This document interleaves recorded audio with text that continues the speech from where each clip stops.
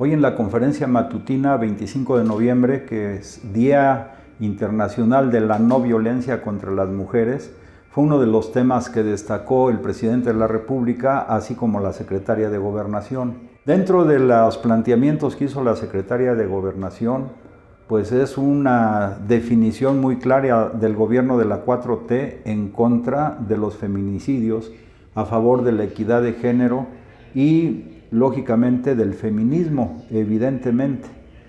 Y el presidente de la República hizo una afirmación que necesitamos analizar con mucho detenimiento.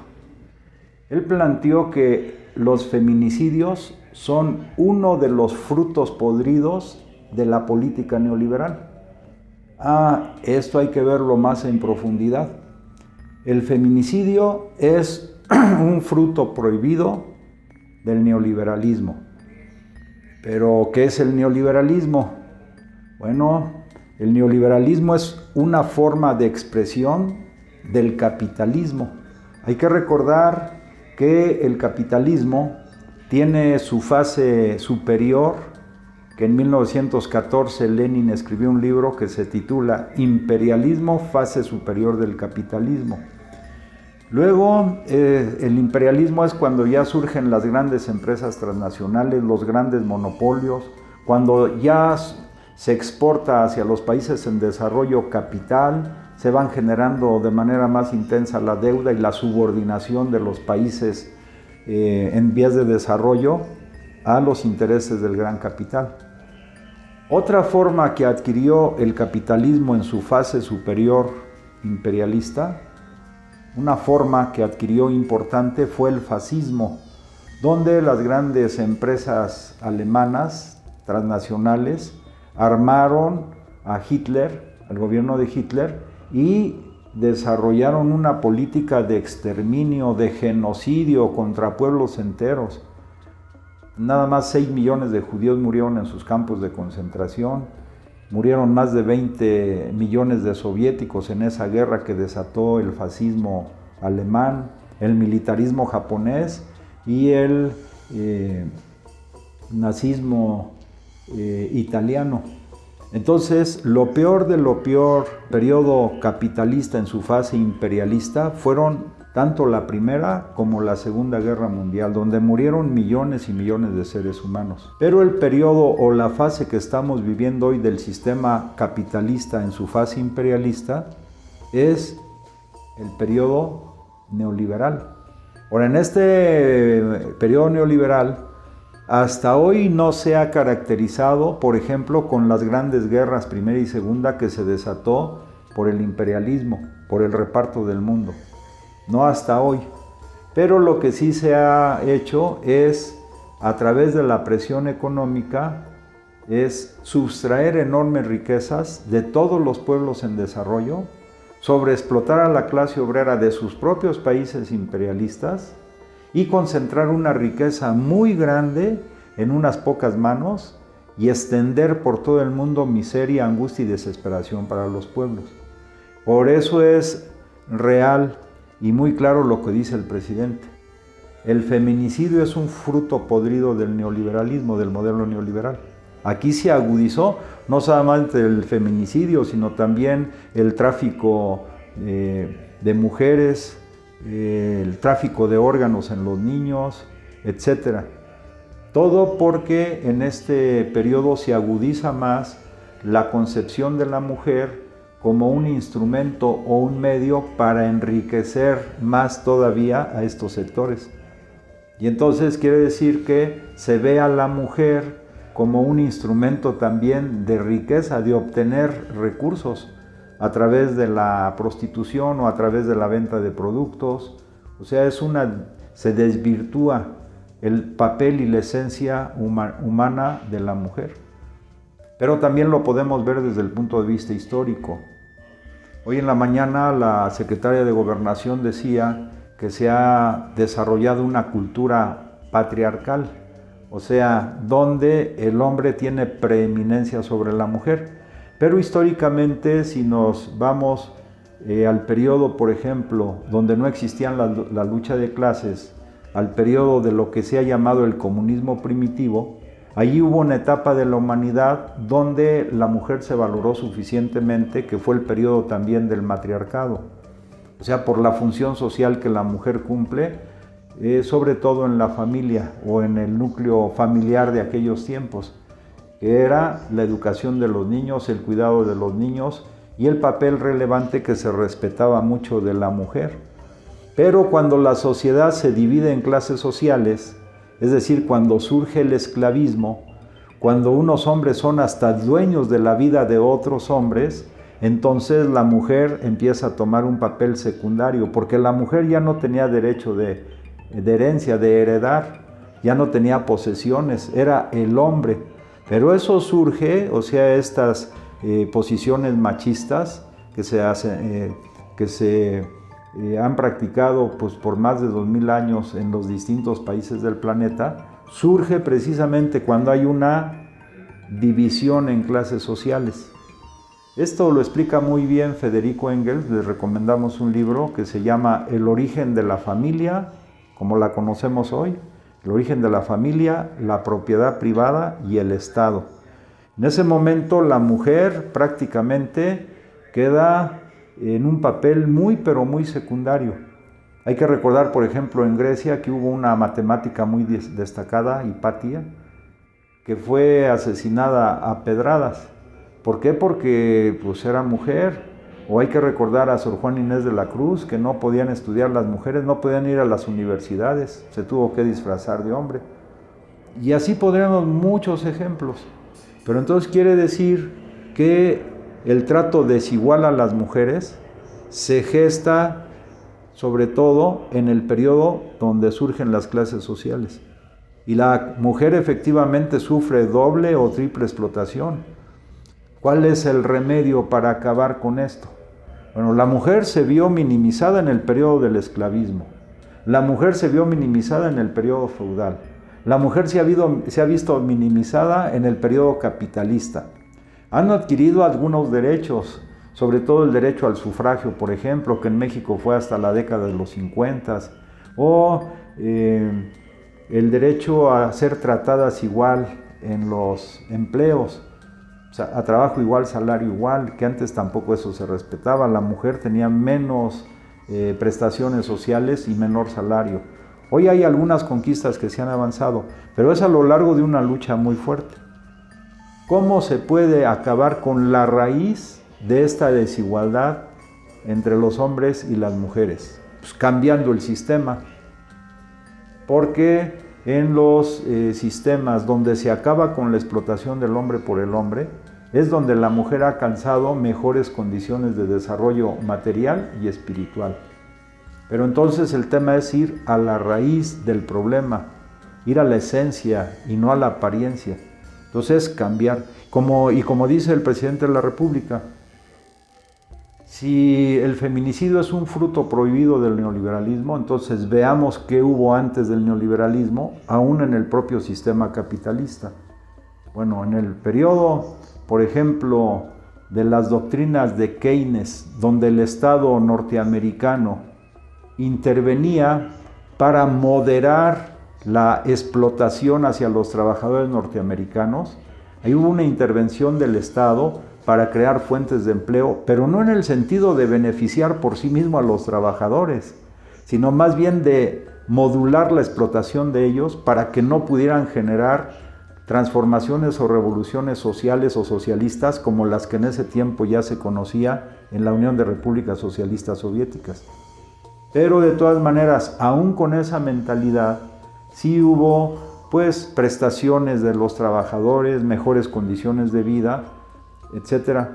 Pero ahí hubo una intervención del Estado a favor de los trabajadores y del pueblo en general, pero, repito, no por la convicción de lograr la felicidad y la armonía de los pueblos, sino para contener los movimientos sociales que reclamaban un cambio de sistema. Pero entonces el neoliberalismo va contra todas esas, ya sea conquistas o prestaciones que se dieron a los trabajadores con las doctrinas keynesianas. Pero también interviene, o sea, el Estado, los estados en Europa en Estados Unidos de los países capitalistas también intervienen. Es falso que no intervengan en el proceso económico. Como ha dicho el presidente de la República, el licenciado Andrés Manuel López Obrador, en el periodo neoliberal, pues cuando les convenía intervenía el Estado, pero para rescatar a los más ricos. Y cuando no, pues decían que no se mete el Estado en educación, en salud y en beneficios para el pueblo. Y además contención salarial. Bueno, entonces quiere decir, y esto lo quiero dejar claro, que en el sistema capitalista que estamos viviendo hay dos manifestaciones por lo menos de la intervención del Estado en el proceso económico. Uno es lo que llamamos el capitalismo de Estado, o sea, cuando a pesar de que el sistema es capitalista, el Estado interviene para mejorar las condiciones de existencia de los trabajadores. Pero no es lo mismo la intervención del Estado, por ejemplo, en México, con el general Lázaro Cárdenas, cuyas medidas sí iban a lograr la mayor felicidad del pueblo, porque como ha dicho el presidente de la República, Lázaro Cárdenas es el presidente que más amor ha prodigado al pueblo. Esa intervención del Estado dentro del sistema capitalista, que es un capitalismo de Estado, es muy diferente a la que se dio en Estados Unidos o en Europa, porque aquí así era por convicción de mejorar las condiciones del pueblo. Y en aquellos países imperialistas era como una forma de contención de las luchas de los pueblos por cambiar el sistema y mejorar por sí mismos, los trabajadores, sus condiciones de vida. En Europa se dieron, por ejemplo, la llamada tercera vía, que seguía siendo el sistema capitalista, pero tanto Anthony Giddens como el que fue primer ministro de Inglaterra planteaban que había que limar las aristas más filosas o más puntiagudas del neoliberalismo y planteaban que la tercera vía era ni socialismo ni capitalismo. Era un capitalismo de rostro humano que llamaron algunos la tercera vía, pero que finalmente no dejaba de ser capitalista. Entonces, mientras exista este sistema donde la división de clases se agudiza, a la mujer le está tocando la peor parte. El tema de fondo es cambiar el propio sistema, otro nuevo sistema. Pero aquí interviene el tema, por ejemplo, cultural. Hoy en la mañana también le decíamos, la secretaria de Gobernación dijo que esto es una cuestión cultural, es una de las aristas, una de las vías. Pero entonces, ¿sí lo entendemos que es una cuestión cultural? Claramente que sí. ¿Qué implica entonces para cambiar en este proceso de la 4T? Pues que tenemos que desarrollar una profunda revolución cultural. Y en esta revolución cultural, algunas mujeres han dicho con razón y además coincidimos que la 4T, si no es feminista, no será. Coincidimos totalmente. Pero entonces es un cambio de mentalidad, un cambio cultural. Y como ustedes saben, la cultura es creación de valores. Hay valores materiales que se crean, que en el periodo neoliberal se acumularon en unos cuantos, y también hay valores morales, éticos y espirituales. ¿Qué es lo que tenemos que traer ahora a colación? Es una reeducación, dijo la Secretaría de Gobernación, una reeducación de la sociedad y sobre todo de los hombres y también de las mujeres en el trato que se debe de dar de equidad de género, de igualdad de condiciones y de respeto mutuo. Por otro lado, eso no va a poder darse en el sistema capitalista. Se puede moderar, se puede más o menos reencauzar, pero por la esencia del sistema, que es la explotación del hombre por el hombre, y dentro de esta explotación el papel peor le toca a la mujer, no va a quedar. Y se agudizó efectivamente en el periodo neoliberal porque ahí lo que importaba desde el punto de vista cultural era desechar los valores morales, espirituales, por eso se dejó de enseñar civismo, prácticamente se suprimió, se redujo notablemente la historia, que es muy importante para entender estas cosas, la filosofía se sacó de los programas de estudio del nivel medio superior, etc. Entonces ahora es regresar y con todo ese bagaje, como acertadamente se dijo en la mañana, reeducar a hombres y a mujeres en la igualdad de oportunidades y de derechos y en la equidad de género. Bien, sobre este tema, pues vamos a seguir hablando. El presidente también dijo en la mañana que él vive y se guía por ideales. Dice, estar bien con uno mismo Estar bien con su conciencia es parte esencial de uno para ser feliz. Estoy bien con mi conciencia, pues es base fundamental para ser feliz. Entonces está en puerta esta gran revolución cultural. Y reitero que en estos días, había dicho el presidente antes de su informe, va a dar a conocer el Código de Ética o la Cartilla Moral. Y ese es un paso trascendental en la lucha contra el feminicidio, en la lucha contra el trata de blancas, en la lucha contra el tráfico de órganos, porque ahí se establecen valores morales y espirituales avanzados que si los aplicamos todos nosotros va a reducir sustancialmente este fenómeno tan grave que es el tema del feminicidio y las otras lacras que ya mencionamos. Por otro lado, no podemos dejar de concluir esta charla el día de hoy, pues rindiendo un homenaje a Diego Maradona, que fue, digamos, un ídolo de las juventudes, de uno de los deportes más extendidos, y no es que es el más extendido en todo el planeta. Falleció. El día de hoy hay que recordar que Maradona estableció nexos de amistad, de solidaridad con grandes revolucionarios en América Latina, particularmente con Fidel Castro, que también exactamente el día de hoy, hace 4 años, igual que Maradona, hoy falleció Fidel Castro. Todos sabemos del pensamiento de Fidel Castro y también el acercamiento y la amistad que tuvo Maradona, por ejemplo, con Evo Morales o con la familia Kirchner en Argentina, porque Maradona pues es argentino, es de nacionalidad argentina. Entonces desde aquí también pues le enviamos nuestras más sentidas condolencias a los familiares de Maradona, a sus amigos y a los millones de seres humanos que admiraron toda la trayectoria de Maradona y que gozaron con él pues las delicias de los goles en los mundiales y en los torneos diversos en los que él participó. Estamos hoy de luto también por la desaparición física de Maradona. Y finalmente el presidente de la República hoy dio respuesta nuevamente ante la insistencia de algunos periodistas de que ya es momento de que felicite a Joe Biden. El presidente volvió a decir, vamos a esperar, porque sale una noticia del presidente Trump y unos minutos después sale otra en el Twitter, vamos a esperar. Y creo que el presidente es muy consecuente con lo que dijo la semana pasada, que hay que obrar con 3 letras P. Él dijo prudencia, presencia y... ¿cuál es la otra? Paciencia. Los vuelvo a repetir, prudencia, paciencia y presencia. Entonces el presidente ha sido muy prudente en todas las relaciones internacionales, no se inmiscuye en los asuntos internos de otros países para que no se inmiscuyan aquí. Muy prudente, también muy paciente.